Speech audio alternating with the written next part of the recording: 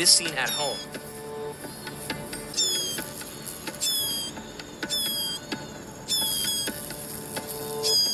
This is the first time in the world that a beetle has grabbed the beak of the young bird and teased it.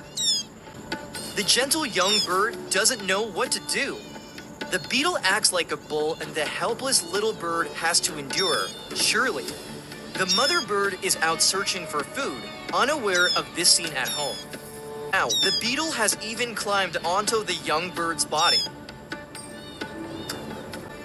It's gripping the young bird's head and refuses to let go, making the little bird uncomfortable.